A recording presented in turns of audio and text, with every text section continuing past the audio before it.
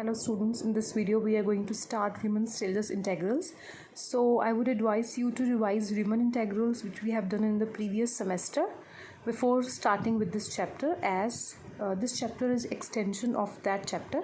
So अगर वो chapter आपने किया होगा तो ये चैप्टर को समझना, इस चैप्टर के कॉन्सेप्ट्स को समझना आपके लिए उससे रिलेट करके काफ़ी आसान हो जाएगा.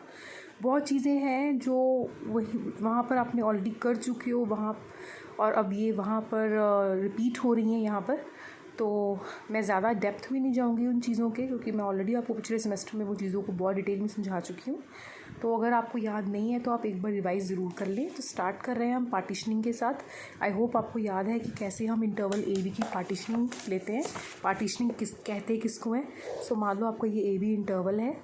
ए बी इंटरवल को जब आप ऐसे छोटे छोटे पार्ट्स में डिवाइड करते हैं using the points x0, x1, x2 so on up to xn is your last point, that is b.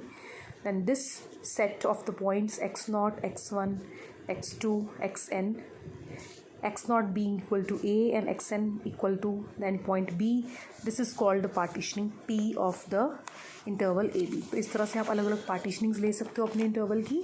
Next है रिफाइनमेंट. रिफाइनमेंट मतलब इससे रिफाइन सेट लेना है आपने. रिफाइन सेट लेना है मतलब इसका सुपर सेट लेना है बेसिकली. तो ये वाले पॉइंट्स तो इंक्लूड होंगे ही होंगे. अगर इन पॉइंट्स को और इनमें से कुछ और एडिशनल पॉइंट्स आप ऐड कर देते हैं, लाइक इसमें अगर कोई x2 बीच में कहीं z पॉइंट ऐड हो गया, ठीक है, बाकी सारे पॉइंट्स तो यही हैं, z पॉइंट ऐड हो गया तो एक रिफाइनमेंट ही है ये p की. उसको p डैश नेम दे दें. सो p dash is basically refinement of p. ठीक है. सो मैंने यहाँ पर एक पॉइंट का एग्जांपल लिया. ज़रूरी नहीं कि एक पॉइंट ही एक्स्ट्रा होगा, एक पॉइंट से ज़्यादा भी एक्स्ट्रा हो सकते हैं. ओके. सो रिफाइनमेंट मैंने बता दिया आपको. रिफाइनमेंट के बाद आप नेक्स्ट करने जा रहे हैं रीमन-स्टिल्टज सम. सो आपने रीमन सम ऑलरेडी पढ़ा था SPF. वैसे ही स्टिल्टज इंटेग्रल्स में भी उसका सम होता है, उसको बोलते हैं Riemann Stieltjes sum. And Riemann Stieltjes sum is defined as SPF alpha and this is equals to, मान लो कोई पार्टीशनिंग P एग्जिस्ट कर रही है इंटरवल ए बी के लिए, defined as x0, x1, xn, partitioning of interval A B. ठीक है. एंड मान लो कि टी के कोई पॉइंट है आपके सब इंटरवल का xk-1 से लेके xk का. तो जैसे कि आप देख रहे हैं सब इंटरवल्स बनेंगे ना. पहला सब इंटरवल बनेगा x0 से x1, फिर अगला बनेगा x1 से x2, फिर अगला x2 से x3, ऐसे सोन. तो आपका सब इंटरवल, मैं केथ वाला बात कर रही हूँ, केथ वाला इंटरवल का पॉइंट है pk. ठीक है. SPF alpha is defined as summation F T K, मतलब टी के पॉइंट को फंक्शन में पुट किया आपने, साथ में डेल्टा अल्फ़ा के. सो डेल्टा अल्फ़ा के represents the difference of alpha x के माइनस अल्फ़ा एक्स के माइनस 1. सॉरी.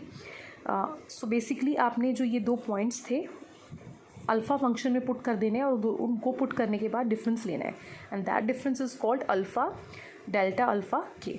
डेल्टा अल्फ़ा के और एफ टी के का समेशन लेना है over different sub intervals, then you will get your Riemann-Stieltjes sum. So I hope आपको याद हो गया होगा कि SPF alpha is equals to summation FTK delta alpha के, where delta अल्फ़ा के is difference of alpha XK and alpha XK minus 1.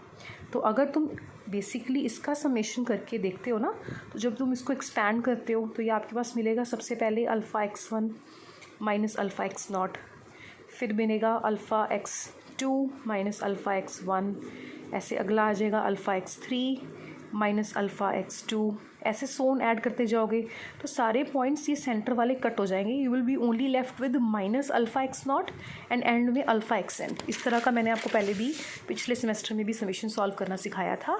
So you will be left with summation delta alpha के, आपके पास बच जाएगा अल्फ़ा b या alpha xn minus alpha x0.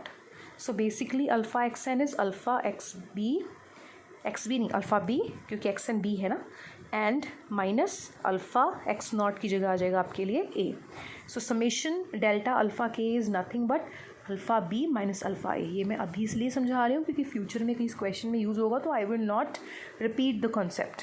ठीक है. Next हम करने जा रहे हैं रीमन-स्टिल्टज इंटेग्रल क्या होता है. तो रीमन-स्टेल्जस सम आपको मैंने बता दिया। नेक्स्ट हम करने जा रहे हैं रीमन-स्टेल्जस इंटेग्रल क्या होता है। So function F is Riemann-Stieltjes integrable with respect to alpha on AB denoted as, अब जब आपको पता है कि फंक्शन रीमन इंटेग्रेबल होता है तो आप उसको लिखते थे ना f belongs to R X, यहाँ पर आप लिखते हैं f belongs to R alpha. ठीक है, जब भी फंक्शन आपका रीमन-स्टेल्जस इंटेग्रेबल होता है, ठीक है, उसको ऐसे डिनोट करते हैं। और डेफिनेशन है कि for every epsilon greater than 0 there exists a partitioning p epsilon of interval ab such that every partitioning p which is finer than p epsilon, अब फाइनर मतलब जो उससे बड़ी है, जो उसको कंटेन कर रही है, जो उसका सुपर सेट है, and for every tk belonging to this ith सब interval we have spf alpha minus eta is less than epsilon।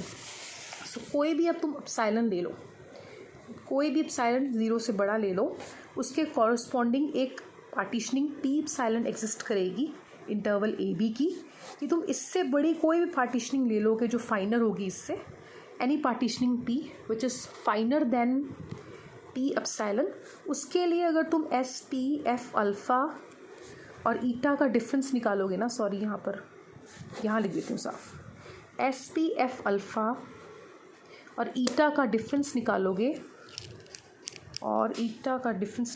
That will be less than epsilon. ठीक है, so if such number eta exist and is unique then S P alpha is denoted as, और अगर इस तरह का ईटा exist कर गया तो आप कहोगे कि आपका S P F alpha is equals to A to B F D F X D alpha X. ठीक है, मैं नेक्स्ट पेज पे आपको साफ लिख के दिखाती हूँ। सो अगर इस तरह की डेफिनेशन पूरी हो जाती है, डेफिनेशन क्या है, for given epsilon greater than 0 there exist a partitioning P epsilon of interval A B such that for every partition which is finer than, कोई भी पार्टीशन आप पी ले रहे हो, फाइनर ले रहे हो देन पी एप्सिलॉन, और कोई भी पॉइंट अगर आप ले रहे हो टी के कहाँ से लेना है, ith सब इंटरवल में से लेना है, then we have S P F alpha और ईटा का difference is less than epsilon. और इस तरह का अगर ईटा एग्जिस्ट कर रहा है तो आप कहेंगे S P F alpha is actually equal to A to B F D alpha, या फिर इसको ऐसे भी लिख सकते हैं A to B F X D alpha x.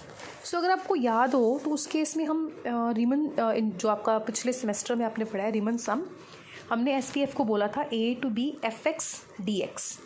तो दोनों में फ़र्क क्या है, यहाँ पर फ़र्क है कि एक अल्फ़ा फंक्शन एक्स्ट्रा आ गया। सो यहाँ पर change with respect to X था, यहाँ पर change with respect to alpha X है। So basically when we put alpha X is equal to X, our Riemann Stieltjes integral becomes Riemann integral. तो आप कह सकते हैं रीमन-स्टेल्जस इंटेग्रल को जब हम कोई पर्टिकुलर केस लेते हैं, पर्टिकुलर केस मतलब जिसमें अल्फ़ा एक्स को एक्स ले लेते हैं, तो आपके पास आपका रीमन इंटेग्रेबल ही बन जाता है। ठीक है।